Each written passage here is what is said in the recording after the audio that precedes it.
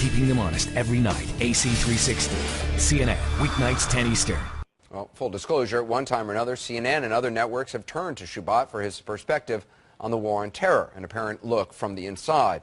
But keeping him honest tonight, we're discovering that Waleed Shubat's story just doesn't seem to add up. Here's CNN's Drew Griffin of CNN's Special Investigations Unit. I think we are at war with Islamic fundamentalism and Islamism, which stems from Islam. You know, no historian can deny that Islamists basically invaded Christendom. Waleed Shubat's message is the epitome of good versus evil. He has an advertised pedigree that makes him an expert. Islamic terrorist turned ultra-conservative Christian. A U.S. citizen because his mother is American, he is a darling on the terror circuit, the church and university circuits, and yes, he believes the war on terror is a holy war. He portrays himself as a man converted and on a mission. Once a Jew-hating, bomb-throwing terrorist, now a devout Christian convert warning the world, Islam is out to destroy you. فَإِذَا لَقَيْتُمِ الَّذِينَ كَفَرُوا فَضَرْبُ الرِّقَابِ. That's how you recite the Quran. I know the Quran inside out. English. And if you meet the unbelievers, then smite off their necks. But what part of smite off their necks? Do you Americans don't understand? His message before a largely positive crowd of cops and emergency responders at this South Dakota Homeland Security Conference: trust no Muslim, especially those who organize. Know your enemy. Know your enemy. All Islamist organizations in America should be the #1 enemy. All of them. The Islamist organization, the Islamic Society of North America should be focused on. You got that on camera? Yes, please. He is being paid $5,000 plus expenses to speak here with your tax dollars. He was also given a Rapid City Police guard during his time in the city. A nice day's work.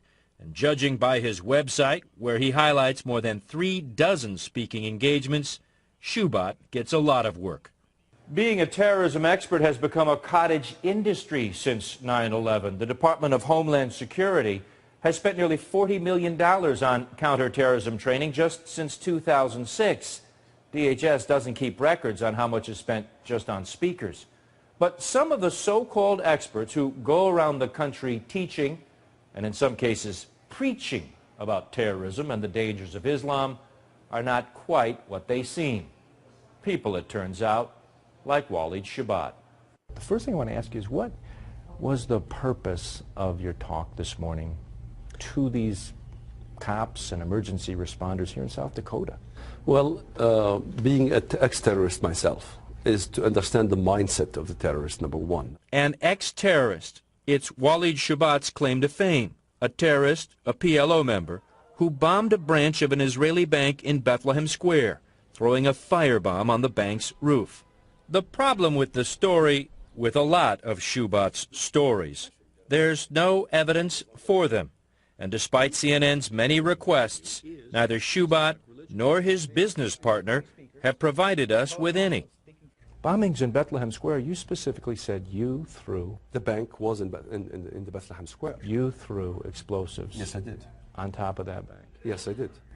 No record. CNN's Jerusalem Bureau went to great lengths trying to verify Shubat's story, finding the general location where the branch of Bank Leumi once stood, but not finding anyone who could remember a bombing.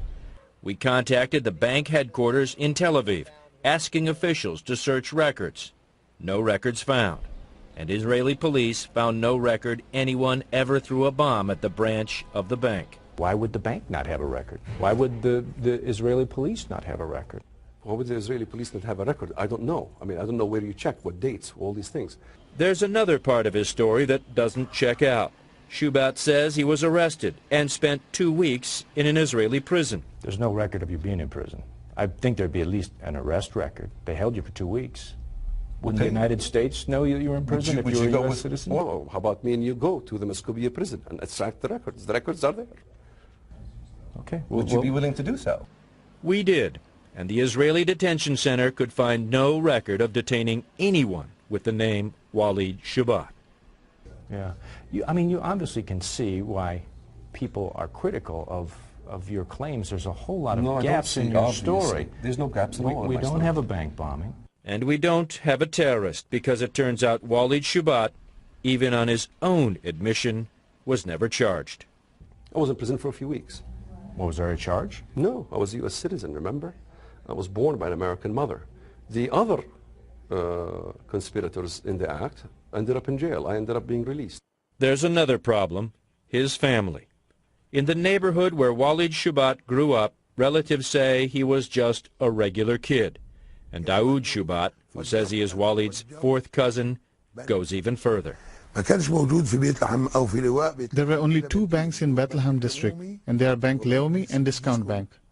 They were on Nativity Square, and Waleed never had any connection with those two banks, not a close or a distant connection.